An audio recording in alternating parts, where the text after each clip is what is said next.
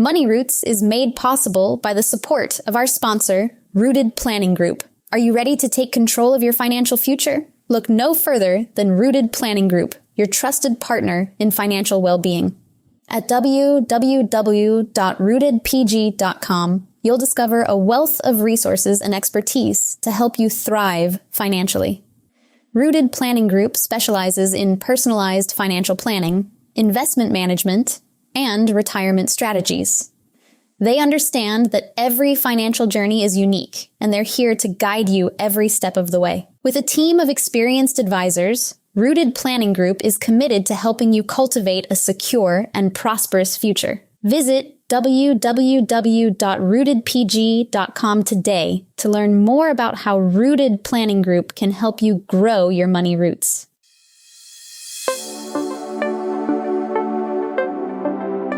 Hello, Money Root listeners. I'm so excited to bring you today's guest to Money Roots.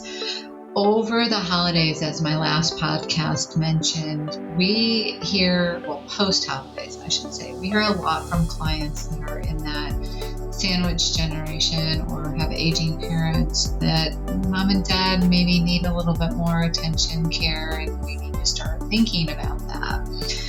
So today's guest is Annalee Kruger, and Annalee is somebody who has dedicated and devoted her entire career to seniors and their families.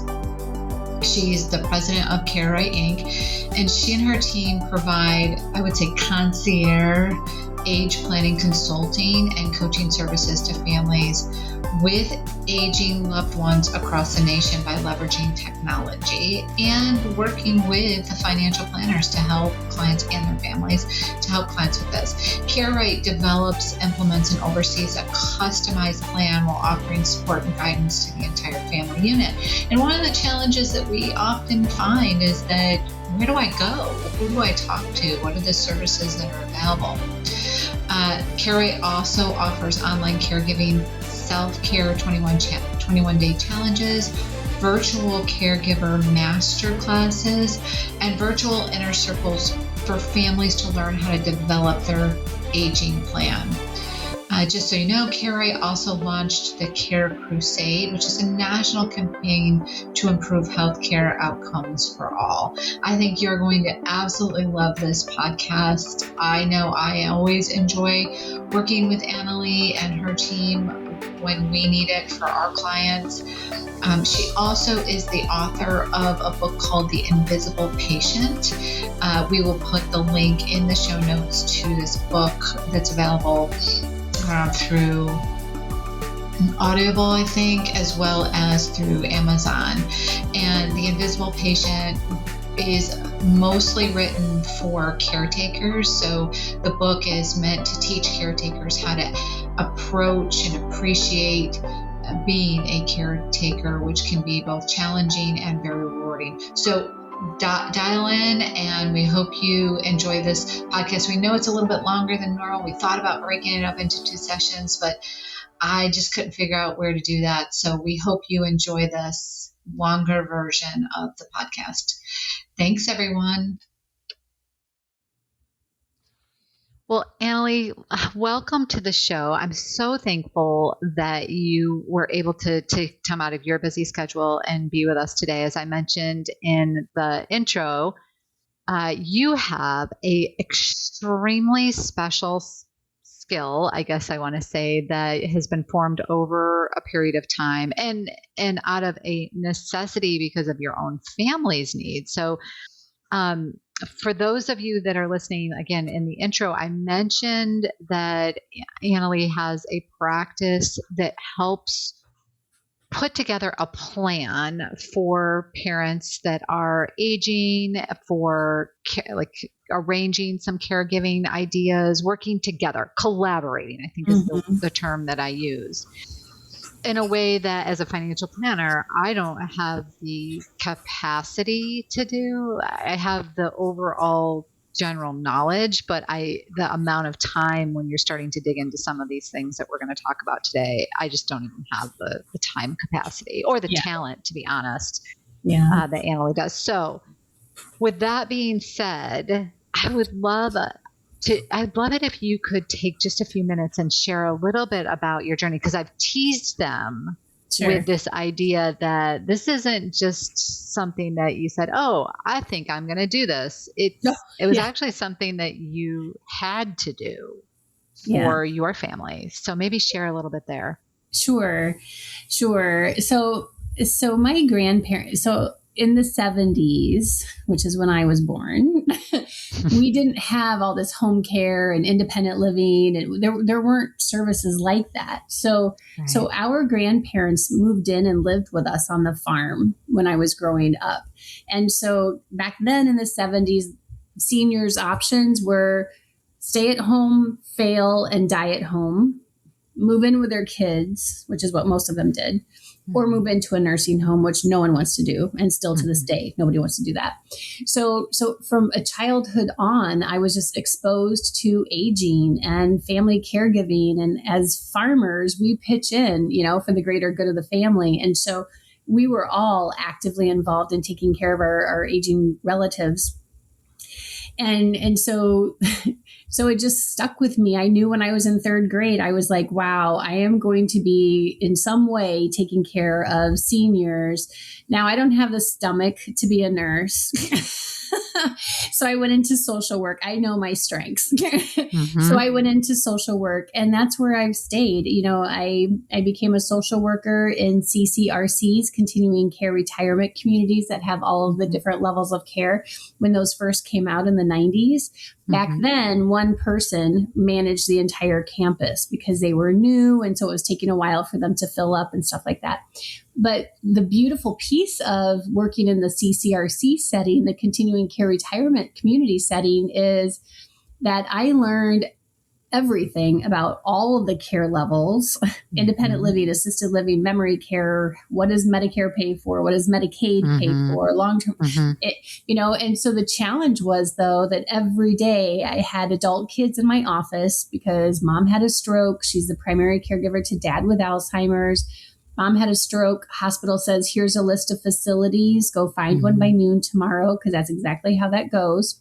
And the adult kids were just blindsided because, first of all, their lives got disrupted suddenly from the stroke. And then back then in the 90s, when I was starting out as a social worker, families lived near each other. So there was a little bit more in tuneness to what's going on at home with the parents, but not as much as you would think. And so the kids were like, wow, we didn't realize dad was so demented. Mom really kept a lot from us. And no wonder she had a stroke, because he's got his days and nights mixed up. He's wandering around. He's combative, all of that kind of stuff. And so that's really what got me started is working with family caregivers, helping them understand what questions to ask, what to look for if they're doing tours of these different care communities. But these families didn't understand the difference between Medicare, Medicaid, assisted living, and nursing home. They didn't understand, how can dad behave that way? Why can't he remember to take his pills? He used to be a bank president. How come he can't manage on his own? So there was just a lot of misinformation and denial about dementia. And then when I would ask the kids, well, what do your parents have in order? Living will, power of attorney, VA benefits, end of life wishes. Are they a full code? Do not resuscitate. They're like, we have no idea. We never thought to start these conversations. But then, Amy, there was like this many, like 2%, like a teeny tiny percent of families who would say, Annalee, we saw the writing on the wall with mom and dad, that they're not doing well. And we tried to get this kind of information from them, like what are your goals as you age? What do you have in place? What's your financial status? Who's your financial advisor? But the parents gave them so much pushback that they quit trying because it was hard. It was hard on the relationship. Yeah, and that's tough, right? I mean, because when I affectionately call it raising parents.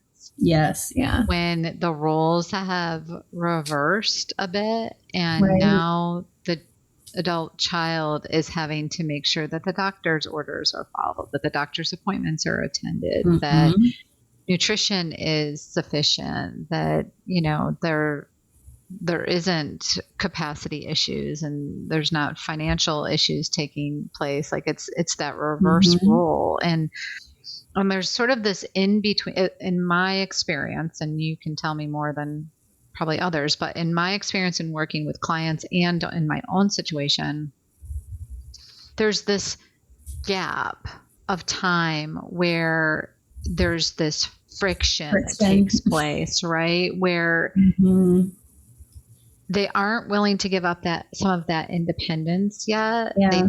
They think they can handle it, or they just don't want to give it up. And during that gap, and then there becomes a point in time where they don't want to do any of it anymore. Right. Like there's, but it's that gap of time that is often frustrating because in my experience, there's actually a cry for help that's happening, but they won't actually let go. Right. Right. So it does, you said, it affects the relationship. And so what do I do if it's affecting my relationship? You sort of just stand back, right? Most people do. Well, yeah, and the sad thing is for that cohort of adult kids who see the writing on the wall and try to have these, what whens of aging conversations to try to stay ahead of the next crisis, the next fall, the next urinary tract infection, the next scam of $400,000. It's usually something terrible and tragic, like a fall, a urinary, something tragic happened that the kids are like, okay, now we need to have this information. But if mom and dad still give pushback, that's why when adult kids or families try to facilitate their own family meetings, they're rarely successful because you've got that friction, that push and pull of, well, what do you know? You're my daughter and I am the leader of the house. And, that's why we're so successful too, is we're neutral. I'm a neutral third party family meeting facilitator. And unfortunately, because 92% of our families are onboarded in crisis mode, 85% of those families I'm doing mediation with because they simply, by the time they come to us or get referred to us, because I don't advertise, so by the time they find us or get referred to us, those relationships have so many wedges and cracks in them. Whereas if I could have started with that family at the infancy stage of the conflict where they're scratching their heads going, gosh, mom doesn't seem herself, or when they start seeing the red flags, but they don't address those right away, or they don't know how to address them right away. If I could catch these families in the infancy stages, it's so much better for them. When I have, if you could do a comparison of families who are proactive, when I'm doing their family meeting, there's joy, there's laughter, there's giggling, there's joking. But when families wait until they're in crisis, there is none of that. Like it is tense. There's tears. There's accusations of, I told you guys that mom wasn't doing well and you never listened. And now here we are. Mom had a stroke. And what do we do with dad? Yeah, that level of tension is really, and that's hard between families that are really close too. I mean, when they've been close all their lives, and then this event happens around their parents, and it's just it's pulling the families apart so significantly. You can sense it in the room, and so they're dealing with that emotion of this is foreign to me. We've always gotten along. To now there's conflict even among the siblings, and we all see what's going on, but there's this.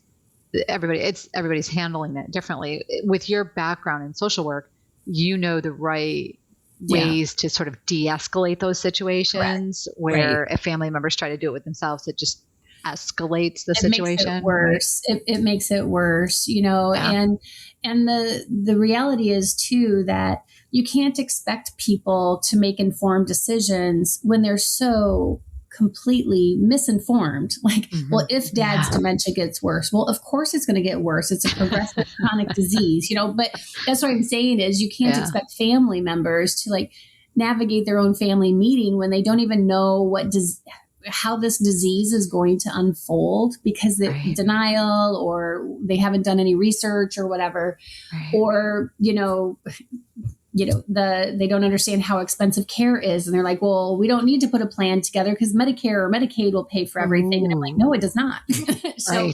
So there's so much there's so many assumptions out there that families they don't know what they don't know. And so they make incredibly outrageously expensive mistakes all the way around, not only financially, but by the time when they disrupt their parents' living arrangements to move them into a care community, for example, but they don't know what they don't know. And so they're like, oh, we didn't realize that this is a private pay only care community. And now we got that discharge letter that mom needs to move out because she can't stay here because she doesn't have any more money.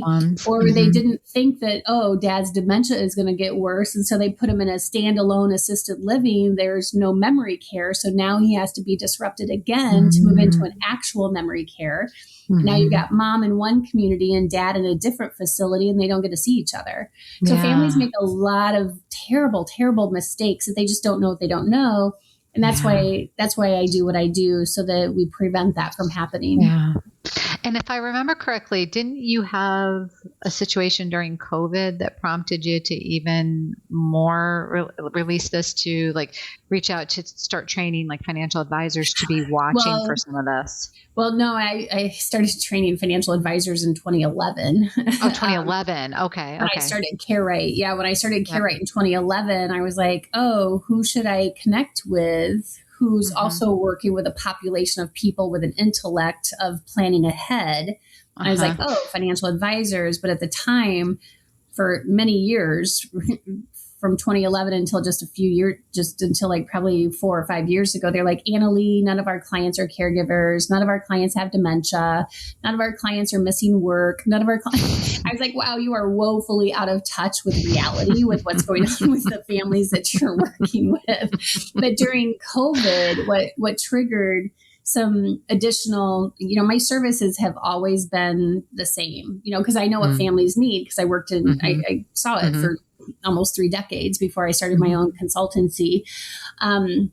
But what happened in COVID is, and to back up a little bit, one of the reasons I went virtual with my own family caregiver, senior care, dementia, end of life consultancy back in 2011 was because the market had changed. Kids don't live near their parents, and they don't live near their siblings. So the only way I could facilitate their family meetings and help them understand aging and put an aging plan in place was to leverage Skype, because that's what we had.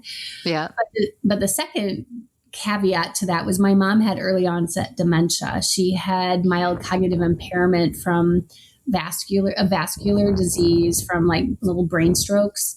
And so, I had been driving from Milwaukee to Iowa on the weekends, and that's a 5.5 hour drive one way. And it wasn't sustainable. And I quickly found myself as one of my typical clients going, oh my gosh, how am I going to do this? And so then what happened during COVID, then I had moved to Florida, and my parents came here to stay with me. Okay. And they had planned on just coming to stay for the winter, but then COVID hit and my mom fell. This is where it got dicey, right? Yeah. Because my parents were just coming down for the winters, which is what they had been doing for the last several years. And they came down in like November, and my mom fell 2 weeks after they got here, and she was in the hospital, in and out of the hospital. And the night that she got discharged from the hospital to the rehab unit was like 7:00 at night, which is not uncommon. Like these hospitals will discharge a 90-year-old at 3 a.m. I mean, it's horribly inhumane to do what they do to these seniors, or what healthcare does to these seniors. And so the night that we were getting mom situated into the rehab unit, I looked over to my dad, and I'm like, because it was around Christmas time, and I'm like, well, here's a list of stuff we need to bring in for mom's room, because she's clearly going to be here, during Christmas. And he wasn't taking the list. And so I looked over, and he was having a stroke. He was unresponsive. Oh he was unresponsive. And I'm just like, oh my gosh. And then just at that very moment, the nurse knocks on the door and barges in. And she's like, you need to leave, because we're here to do your mom's skin assessment. I'm like, my dad is unresponsive. And they're like, it doesn't matter. You guys need to get out of here, because we need to do your mom's skin assessment. This is kind of where senior care is at in this day and age, unfortunately. That's why we do so much advocacy for our clients. and they wouldn't help me get him into a wheelchair. I'm 5'11". I take after my dad, but he's 6'4", and he's unresponsive. So I'm trying to transfer him from a chair to a wheelchair and get him all the way to the front of the building because I had to meet the paramedics. Right.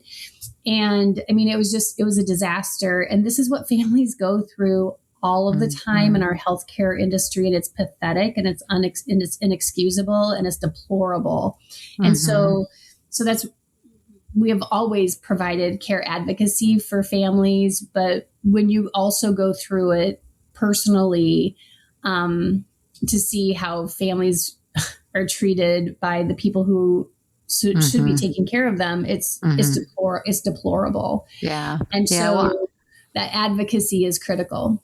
Yeah. And I think I shared with you, I've seen it, my in-laws have gone through some health events. They both passed away, but my husband and I were there for both of them. And, my parents are starting to age. And so some frustration with the medical system right now as well. And it's amazing and this is a story that I hear over and over and over and over again, right?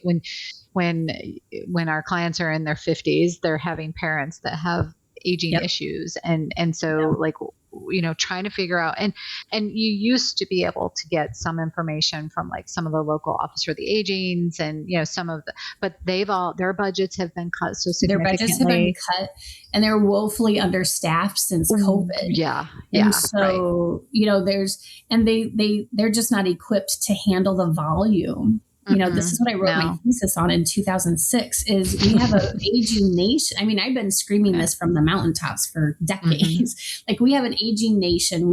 Dementia is not going away. No. Family caregivers are providing the bulk of caregiving to aging parents or vulnerable adults or sick spouses. It's really only when they are so utterly burned out or sick themselves, that's when they kind of cry uncle and be like, okay, I can't do this anymore. We need to get a professional caregiver in here.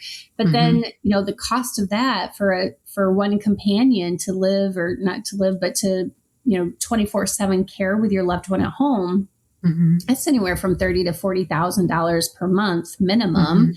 And then you need to have a geriatric care manager to coordinate doctor's appointments, manage medications, all of that, because otherwise the adult kids are doing that too. And that's a full-time job, because those companies, you have to reach out during their business hours. Or if you work, you can't be like, hey, Mr. Boss, I need to step away for 4 hours because I have to coordinate doctor's appointments and talk to the insurance companies, and so families and even the coordination, right? Even the coordination of care isn't there anymore, right? So Correct. Used to be that the primary care physician would help coordinate some of that. And that is not true anymore. That's not the case. And I've seen that firsthand where, a family member has asked questions about the medications they're on, and the primary care doctor will say, oh, you need to ask your cardiologist. And then you need to ask your pulmonologist, and then you need to ask whatever the specialist is. The general practitioner doctor will not answer those questions related. They just don't have the time. They're so overwhelmed as it is. But they're the ones that I always thought that's who provides the coordination of care. But that's not what's happening. And here's the other problem with health. And if you're on LinkedIn with me under Annalee Kruger on LinkedIn, I post about this stuff all the time because it's a real thorn in my side, is because healthcare is corporate healthcare, right? It's insurance driven, it's corporate. So it's all about get people in, get them out. So that's why when you have a corporate healthcare physician, you might get 5 to 7 minutes tops with the doctor. They look you up and down. You look good, Martha. Everything going okay? Sleeping all right? Okay, good. Boom. On to the next patient. These physicians, these clinics are so heavily timed. They time how long do they have people waiting in the waiting room? How long? They are under such pressure to just get people, and it's all about volume.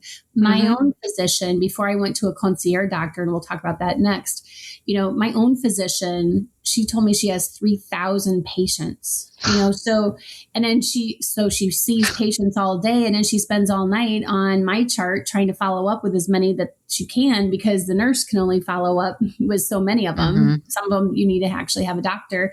And so she's like, oh my gosh. And so she did what a lot of physicians do. They didn't go into medicine to be in that type of rat race. They went in, most of them, to actually serve patients and be able to actually use their own judgment and critical thinking skills and diagnostic skills, training to be able to treat patients instead of, insurance denied it. That's why so many physicians are leaving corporate healthcare to go into concierge medicine. And I can tell you, big difference, because I did the same thing, because I can't be down for the count. So I can't wait days or weeks to get into my physician. I need virtual help now if I have a sore throat, because I make my money off of, consulting. Right. So a lot of people who switch to maybe a concierge style physician, that is where you can get that better care coordination from that, and you're paying for it. So you should get that, but that's where you get more of that high touch, better service. Coordination. Yeah. And you actually you actually have written a book too. Correct. And that's a little bit more focused on the caregiver side. It's a lot focused on the caregiver. Okay, I said a little. You're right. It's a lot focused on the caregiver, because it's called The Invisible Patient. Right. The emotional, financial, and physical toll on the family caregiver, because everyone always, I became a typical client. I was in crisis when mom fell, and hospitals are not trained in dementia care. And so if dad or I wasn't with mom literally every waking moment, she was not going to get taken care of, or she would have got up and fall. And so, everybody's always like, hey, how's your mom, or how's your dad? And I'm always like, they're fine, but it's to my detriment, right? You got to step away from your business. You got to, miss important meetings, or, got to travel to and from for those rescue missions. And so usually families, because they'll say, Annalee, you're the first person who's even asked us how we're doing as a caregiver. And I've worked with over 20,000 families across the country in my 30 plus year career. And for them to still say that to this day, that I'm the only person to ask, how are you holding up? Then let's talk about mom and dad, but let's first start with you, because a caregiver is the glue holding everything together. They're the ones bending over backwards to make sure their loved one has everything that they need. But there's an emotional toll, anxiety, depression, insomnia. Absolutely. Worry. Physical toll. There's a physical toll, heart problems, getting hurt trying to take care of someone who's 6'4", and then the financial toll of having to step away from your business, or all these emergency flights aren't $69 on Frontier. My clients are paying $1,800 out at a time every time they have to fly from New York to Arizona or whatever, because mom fell again. So and there's an additional cost that a lot of people don't talk about too, that is perceived performance cost, right? So when you are that caregiver and you are stepping away from your job frequently to take care of these things, whether or not you are keeping up with performance. I mean, even if you have the available time and you're keeping up performance-wise, it is a perceived performance. Right. And you may be doing your job, but I will say I have seen it time and time and time again, where clients are not getting the raises that their peers are. They're not getting promotions like their peers are, and nobody will ever admit that that's intentional, but I have seen it so many times. The impact that takes on. I did I think it was several years ago, I did a podcast on this where I actually sat down and did the math about what does it mean to be a caregiver, even if you're still working, but maybe you have to go part-time, or what if you have to go, take a leave of absence and go full-time to caregiving for a little while. Even if you have the job to go back to, you've missed out on potential pay raises during that period of time. If you take FMLA, like any of those kinds of things. So there's that component too, that a lot of people don't think about. And I've heard people say, oh, my employer's being great about it.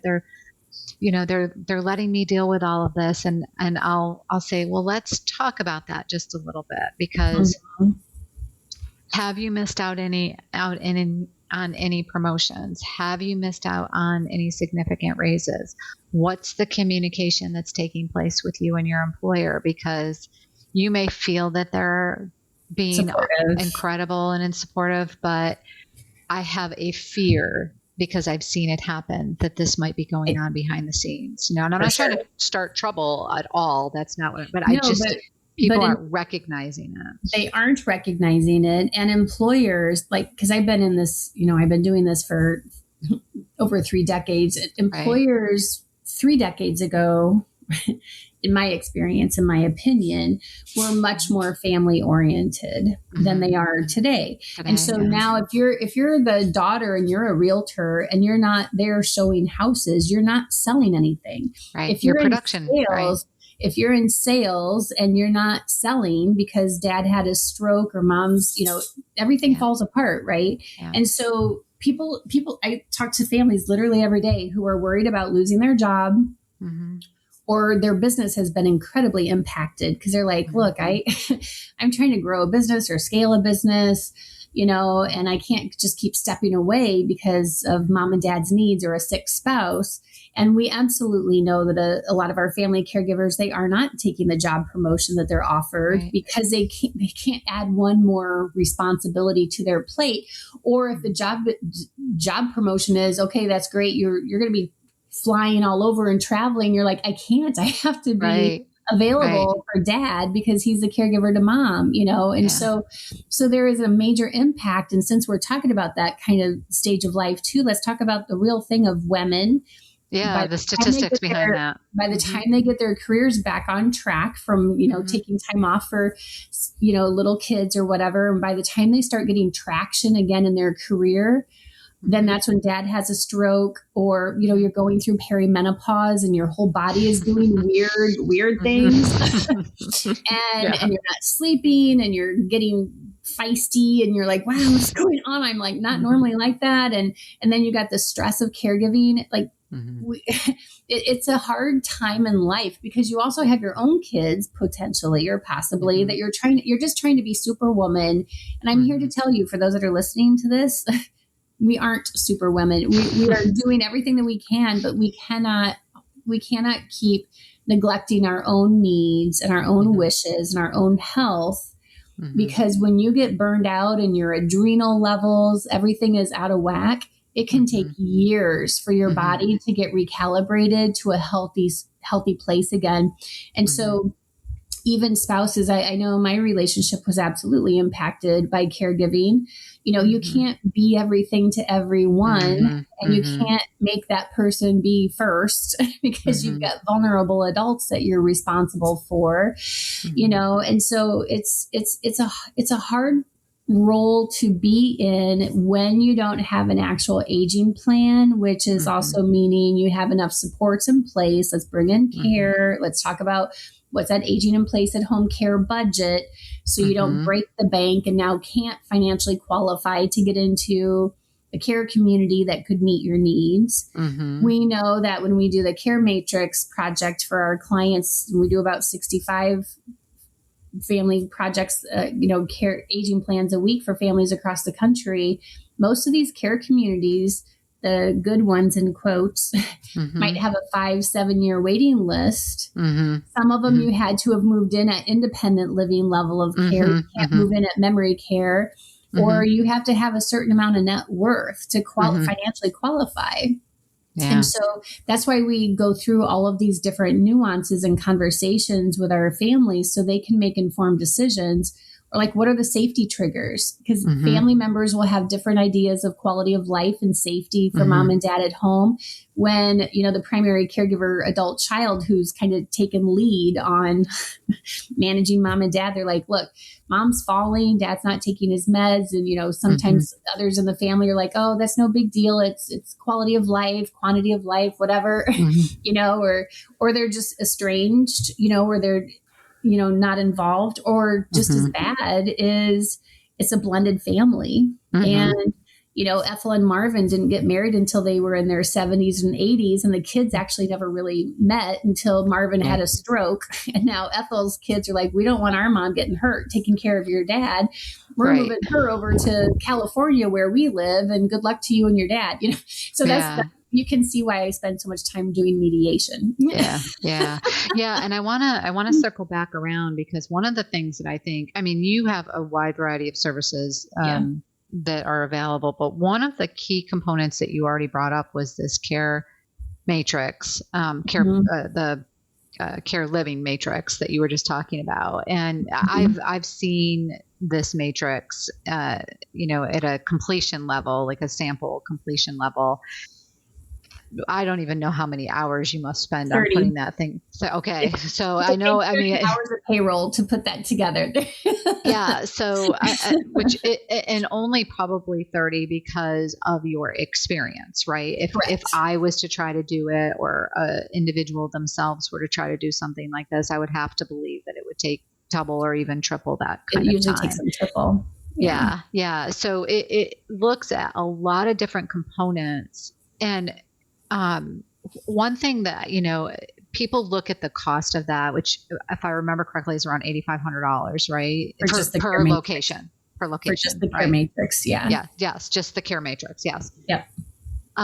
But again, 30 hours minimum and tons of years of experience. But here's the thing that I found most interesting is that I don't think that that's overly expensive when you look at all of the research that's done into that and the investment that you're actually making into that kind of living decision making. The matrix of it, right? So it also looks like if you're going into a caregiving, even if you start at like a CCRC and you say, okay, I'm going to start at independent living, and you go all the way up through the caregiving, perhaps the independent living component of that CCRC is great, but the caregiving component of that CCRC is not so great. You actually know where to look for that information. And when you're building that spreadsheet, you would denote that on the spreadsheet. So if somebody says, oh, all my friends have gone to this, CCRC, and you're like, well, that's great. And it's got a really good reputation when you're independent, even when it's assisted, but boy, when it gets to full custodial care, that's when it's a little bit not so great, here's some things that have been reported under that facility. That component right there, because some of these have a really large buy-in too, by the way.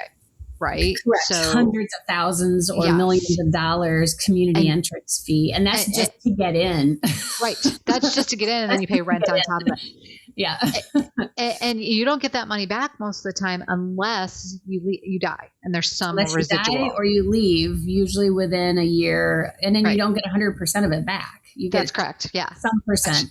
Provided they don't go bankrupt. There's been all of that. Well, there's another. So we look at the financial standing of these care communities too, because we don't want, the value proposition of the care matrix is done for you, but B, saves the family the time, money, and stress of just blindly and randomly touring care facilities, and then not know that, there's a 5-year waiting list, or, you had to have moved in at independent living. Well, now, because they're in crisis all the time, right? People just don't do this proactively. So now you just wasted 3 days of vacation touring random facilities that you can't even get into. And so, time is money for most of us, right? Time is our biggest asset for any of us. And so, it saves the families just from that care facility side, but we also rule out the home care companies that aren't taking on new clients right now, which is many of them because they're at capacity. Correct. Right. Or geriatric care managers. Some of them are at capacity. So who's going to manage medications? Well, that's why we do an aging plan with that care matrix. So families are making smart decisions instead of, uninformed, massively expensive mistakes. Yeah. And even like the aging plan that you mentioned with one location care matrix is around $15,000. But that includes everything that you just mentioned and so much more. I've seen your layout of what that plan, again, some people might look at that and think, oh my gosh, but I look at that and think, okay, but yes, that's an investment, but it's an investment that prohibits, well, I won't say prohibits, but reduces the risk of some of the other mistakes. And a lot of times they are financial mistakes that you make in some of these. Like you said, you go into a CCRC that ends up going bankrupt. Well, if you put $400,000 into that CCRC and it goes bankrupt, you're not going to get $400,000 back. You're not getting anything back. Yeah. So it could be a huge mistake. So you think about the opportunity cost, right? Yeah. What is your time, your energy, and the angst worth, the angst, personal angst of like, oh my gosh, did I make the right decision or not? It takes that away the questions to ask. I'm sorry to interrupt you, but even the questions to ask. So, like those are questions we just don't, like most people just don't know what questions to even ask to make sure that we're protecting. Right. And so anyway, we'll have a link to your website so people can dig into that a little bit more. And certainly for clients that I work with, and the family meetings, that's part of that, the aging plan with the care matrix. It's the family meetings that are such another huge value add, because some of these families are like, Annalee, I can't believe in one Zoom call, you got mom to agree to home care and using a walker. We've been asked for her for 3 years. But, again, that's why I said at the top of the podcast, families trying to do this on their own, you just go into that knowing that it's going to go sideways. I don't care how close knit your family is. When family tries to do this, these family meetings on their own, it's going to go sideways. And so that's where there's value in the kids. You can see their jaw dropping on Zoom. Like, I can't believe this. And they're like, that was money well spent, right? Because you got mom to say yes to home care. And I'm like, you're welcome. That's what we do.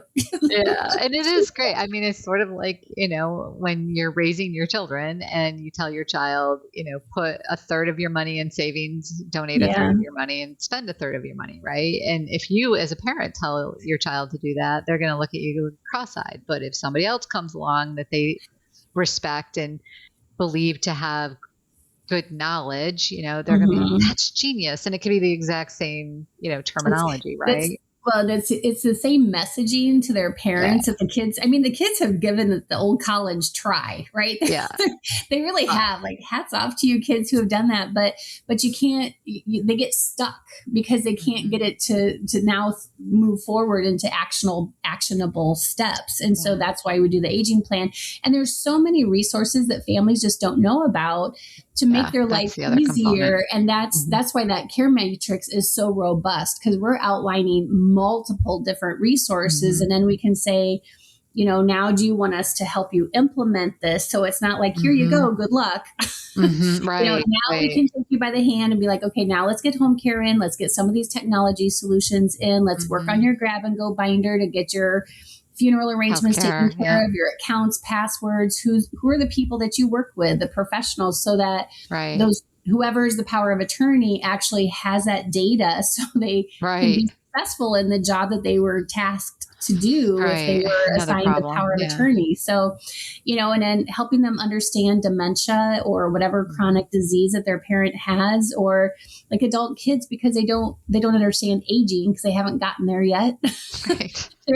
Sometimes they think that their parents are lazy. Well, no, mom is sitting in her chair most of the time because she has too much arthritis, or she has unmanaged pain, or she's got shortness of breath and she's not wearing her oxygen, or she fell one time and so now she lost confidence in walking, and so now she's planted herself in the recliner, and the only stimulation she has is the TV. And during COVID, the only thing on TV was disaster every day. Like, you couldn't get away from it. So there was so much depression and anxiety just from our seniors, because they couldn't, they weren't allowed to leave their homes, their rooms, if they were in a care facility. I mean, like, and that still is lingering, because I was speaking to a client yesterday. He's like, I never appreciated just silverware, because he was in rehab units because he had a major stroke during COVID. And so he was in rehab unit for a good 3 months getting physical therapy and occupational therapy. Well, during COVID, they were shut in their rooms and eating off of styrofoam, like to-go containers, right? With plastic silverware. And so even just to this day, and COVID's been thank God, Yeah, 6 years. Yeah. cleared for a long time. And he's like, to this, I mean, there's trauma associated with our seniors Yeah. and families during COVID. Yeah. And he's like, I never appreciated the value of a fork.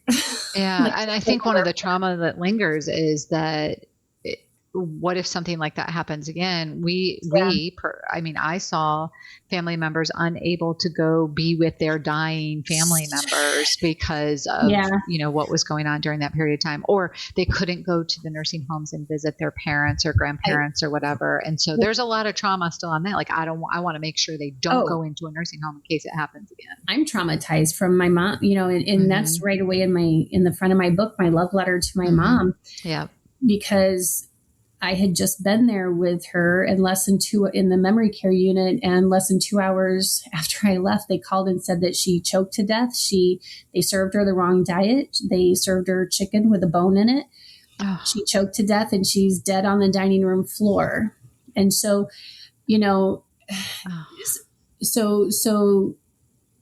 it's like COVID grief. It's like something.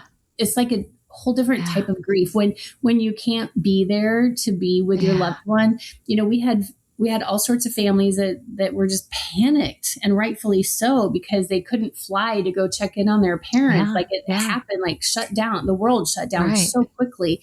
And so for those that had to endure that, I call it the COVID grief. It's just like no other grief, because their death plan, being able to stay with their parent or be with their loved one, spouse, or whomever, was taken away from them against their choice, because they couldn't travel. They could even with CareRight, my team and I, we were not deemed essential. And we're care advocates, and we weren't deemed essential. So, that whole period of time, the outcomes of that still linger.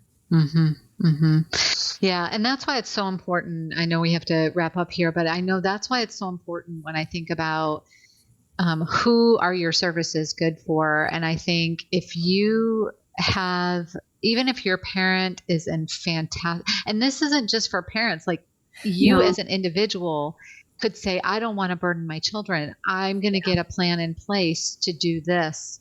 In advance, I can bring my children in, but I mean, that's the ideal situation, right? Like if you had your choice, like it'd be the parent approaching you saying, I'm going to be proactive and I want to make sure I don't burn my children with any of this. Let's put a plan together.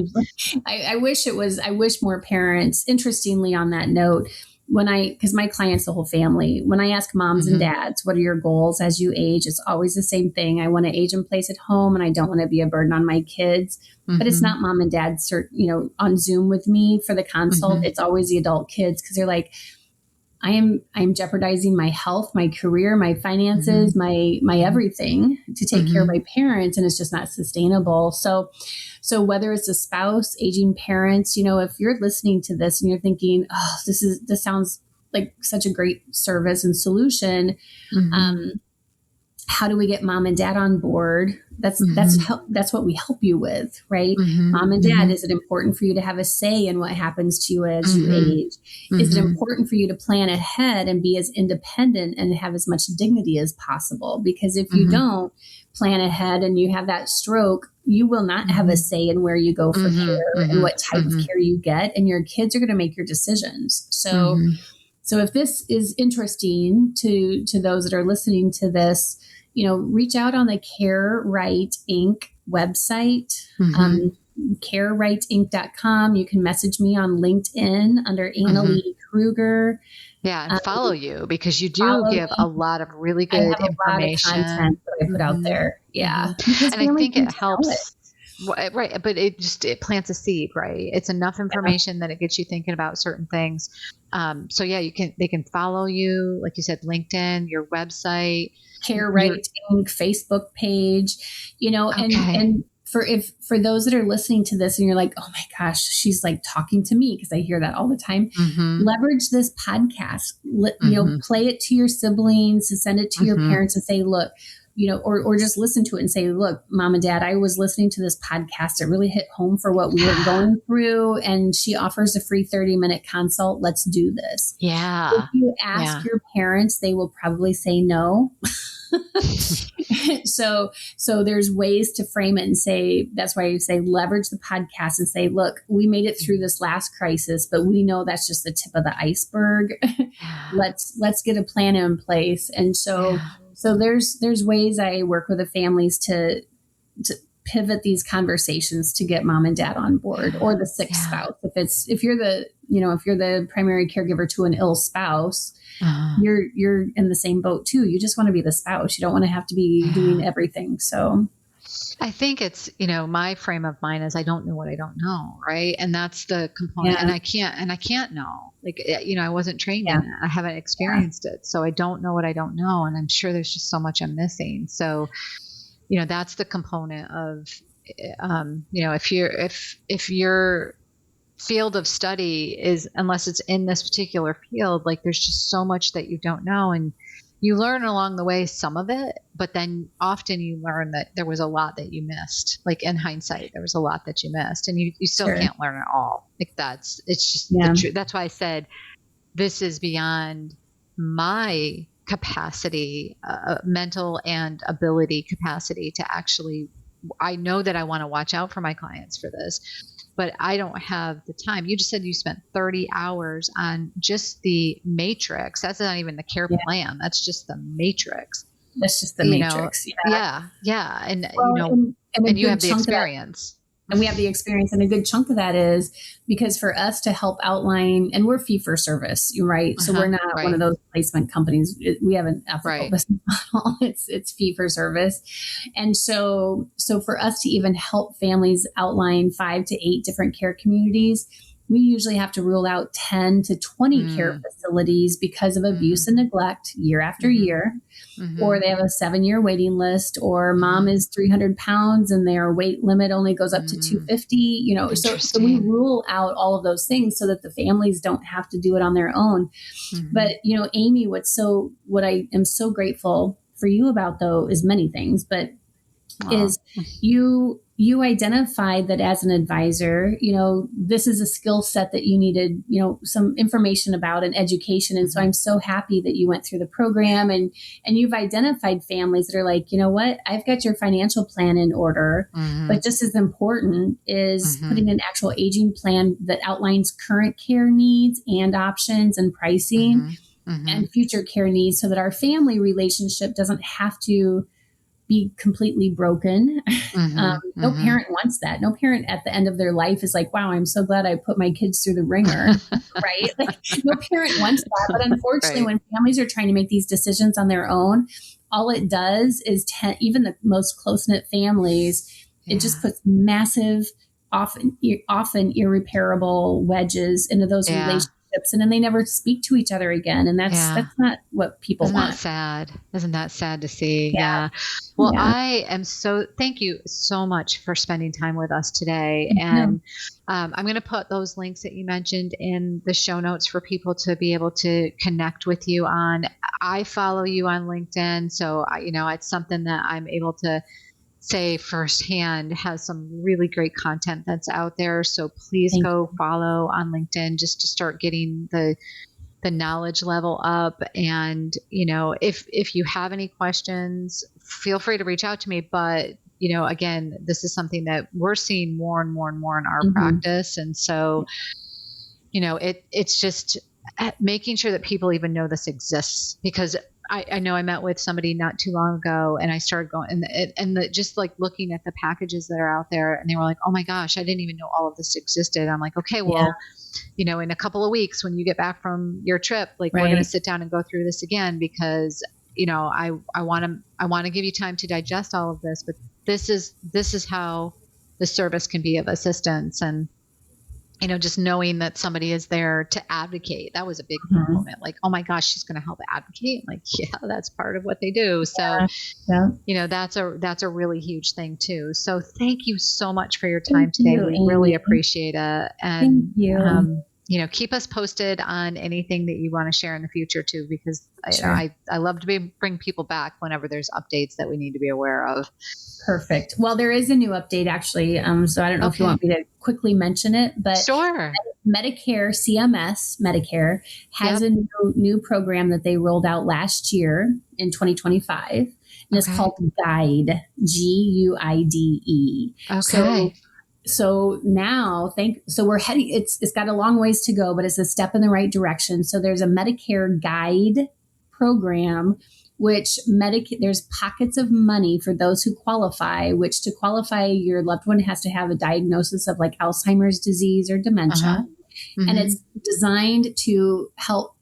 It's not going to pay for care, but there's a bucket of money for those who qualify that it can help pay for, like a nurse to come out and set up medications, some respite care for the caregiver. I think it's like $2,800 for the year. So it's not a lot, but it's something. It helps. It's a step in the right direction. Yeah. And so respite care, meaning getting care in there so that the primary caregiver can go on vacation or get their shoulder taken care of or whatever. Or a haircut. Or get back into Bible study or whatever it is that they haven't been able to do.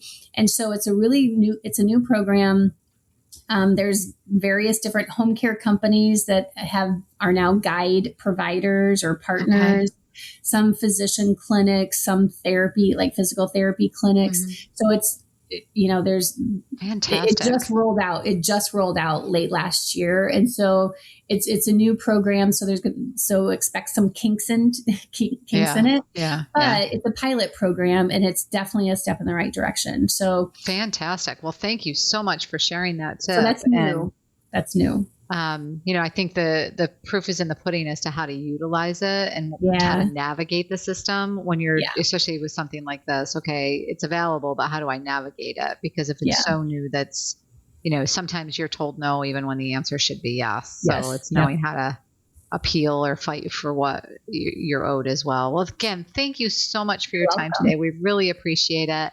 You're welcome. You can find your book on Amazon as well. For those that are interested, we'll put a link in the show notes to that as well. So if people are interested in it, they can go buy that book on Amazon, to have in their back pocket. I have a couple extra copies floating around because sometimes I see the need to, gently nudge people by saying you need to take care of yourself as well as taking care of others. So I kind of keep a couple extra copies around to give away. But it's a great book.